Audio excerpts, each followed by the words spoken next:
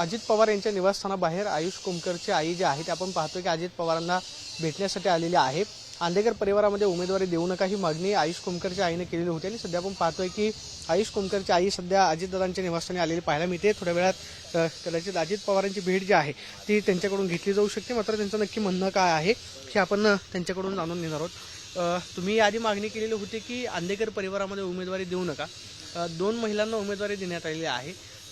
आता उमेदवारी अर्ज माघारी घेण्याचा शेवटचा दिवस होता, 3 वाजताची वेळ संपून गेलेली आहे। आता मागणी काय असते?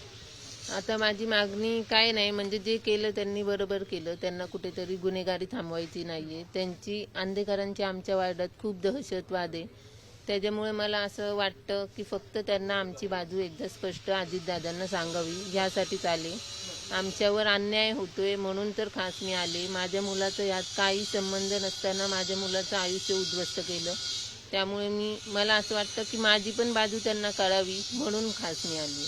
नक्की मागणी काय असणार आहे? म्हणजे की आता उमेदवारी दिलेली आहे, चित्र स्पष्ट झालंय, अर्ज माघारी घेण्याचा सुद्धा आजचा शेवटचा दिवस होता, तो सुद्धा वेळ संपून गेलेली आहे। हो ते आहे, पण आता जे झालं ते झालं। मी आता फक्त आम्हाला न्याय भेटावा म्हणूनच आली आहे की आमच्याकडे पण त्यांचं लक्ष असून द्या, हीच विनंती करणार आहे त्यांना। तुम्ही काय त्यांच्या विरोधात प्रचार करणार किंवा आता इतर सगळे काही तुमच्यासमोर आता पर्याय काय आहे? म्हणजे जर समजा आंदेकर परिवारामध्ये उमेदवारी दिलेली आहे, त्यांना थांबवायचं आहे, तर तुमच्यासमोर पर्याय काय? तुम्ही काय करणार? मी पण अपक्ष फॉर्म भरलाय, तर मी पण निवडणूक लढवणार, जेवढं आमच्याच्याने होईल तेवढं मी करणार। हे खास मी माझ्या स्वतःसाठी नाही करत आहे, हे लोकांसाठी, अन्यायाविरुद्ध लढतीये मी, त्यासाठी। आता नाही, मात्र अशी एक चर्चा झाली की त्या गुन्हेगारीमध्ये महिलांचा समावेश नाही किंवा महिलांचा संबंध नाही, त्याच्यामुळे त्यांना उमेदवारी देण्यात आली, अशा पद्धतीची चर्चा आहे। मात्र त्या परिवारातले सदस्य आहात, तुम्ही सुद्धा त्या कुटुंबाचा एक भाग होतात।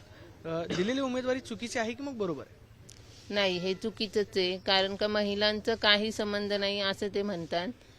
महिलांनाच पुढं करून ह्यांची कामं मागे असे हे करतात, त्याच्यामुळे हे चुकले। आणि हे असं पण म्हणतात की महिलांचं काही नाहीये, मग ह्यात माझं तरी काय होतं आणि माझ्या मुलाचा काय एवढा दोष मोठा होता की यांनी मुलालाच संपवलं? मात्र आता तुम्ही असं म्हणताय की अपक्ष उमेदवारी जी आहे ती तुम्ही भरलेली आहे, अपक्ष म्हणून तुम्ही निवडणूक लढवणार आहात, घरोघरी जाऊन सांगणार का लोकांना की म्हणजे जे झालेलं आहे ते परत होऊ नये?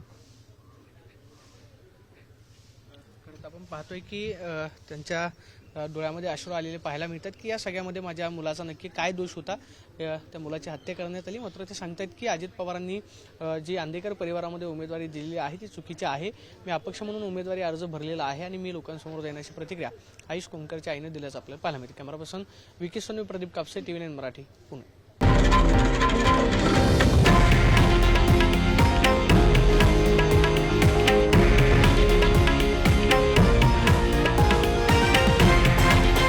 हे आहे देशातील नंबर 1 न्यूज नेटवर्क आणि आपण पाहत आहात TV9 मराठी, एकमेव।